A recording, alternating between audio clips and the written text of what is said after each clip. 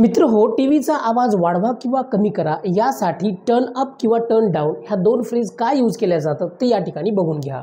बघा मित्रांनो, तुम्हाला असं म्हणायचं आहे की टीव्हीचा आवाज वाढवा, तर त्यासाठी तुम्ही जस्ट म्हणू शकता टर्न अप दी व्हॉल्यूम।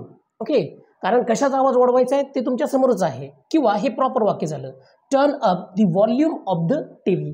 आता यामध्ये काय होतं मित्रांनो, बघा, जेव्हा तुम्ही टीव्हीचा आवाज वाढवता तेव्हा ती जी स्ट्रीप येते त्यामध्ये जी डार्क रंगाची स्ट्रीप असते ती वरच्या भागाला जात असते किंवा वरवर जात असते, म्हणजे अप जात असते, म्हणून या ठिकाणी म्हटलेलं आहे टर्न अप दी व्हॉल्यूम। आता त्याच्या उलट बघा, टीव्हीचा आवाज कमी करा असं जर म्हणायचं असेल तर काय म्हणायचं, टर्न डाऊन।